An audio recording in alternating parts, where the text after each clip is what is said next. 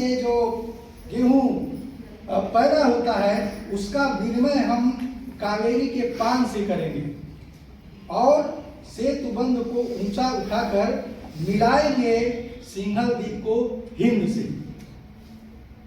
तो एक ऐसा समन्वयवादी चरित्र जिसके ऊपर यह आयोजन है, करते हैं। ये बात हिंदी विभाग को एक दिन के अंदर इस कार्यक्रम आयोजित करने के लिए बहुत बधाई और बहुत धन्यवाद कि भारतीय भाषा का एक उत्सव जो आपने आयोजन करा है उसके लिए बहुत बधाई। और हमारे बीच सुब्रमण्यम भारती जी की जयंती हम मना रहे हैं। हर साल ये 11 दिसंबर है, शायद अगली बार हम लोग इसको और बृहद रूप में मनाएंगे। हमारे एग्ज़ाम भी चल रहे हैं इस समय और नोटिस भी बहुत शॉर्ट था, दोनों बातें थी। और अगली बार हो सकता है कि हम लोग कुछ छात्रों को इन्वॉल्व करके डिफरेंट भाषाओं के कुछ कंपटीशन या कुछ प्रतियोगिताएं भी कराएं और छात्रों की भागीदारी बढ़े अगर एग्ज़ाम नहीं होंगे तो। भाषा की विविधता भारत में देखने को मिलती है। आप सोचिए कितनी भाषाएं, कितने डायलेक्ट्स भारत में हैं। ये इसकी अपनी यूनिकनेस है जो विश्व के किसी भी देश में देखने को नहीं मिलती।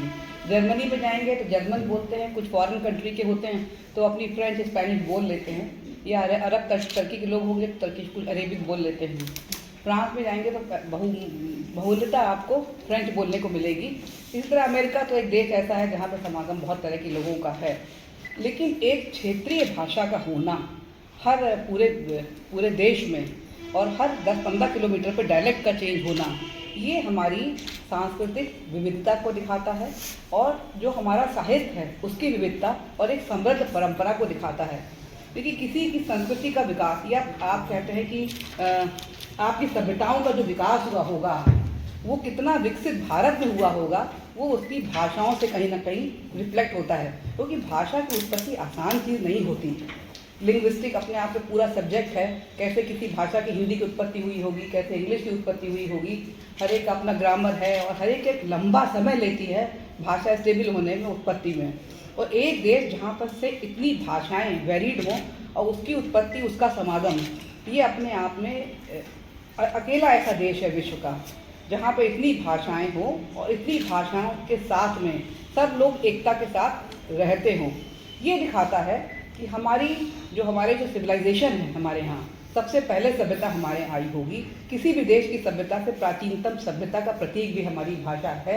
और इतनी भाषाओं का होना ये भी सभ्यता को आगे बढ़ना और हमारी देश की प्रगति को दिखाता है। इसलिए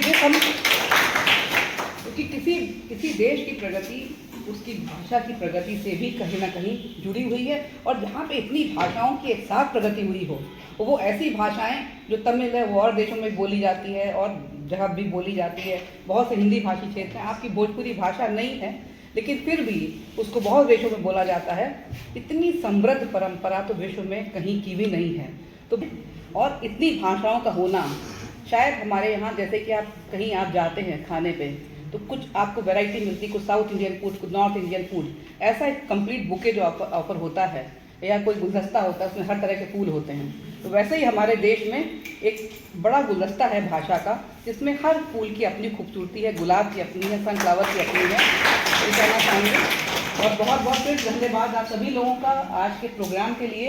and it is a very beautiful initiative by the Hindi department कि आप लोगों ने इस तरह का उत्सव सोचा, एक दिन में कंसीव करा और उसके बाद एक दिन में शोध छात्र भी हमारे बीच मौजूद हैं और इस तरह के कार्यक्रम का आयोजन करा। तो बहुत बहुत धन्यवाद। Thank you.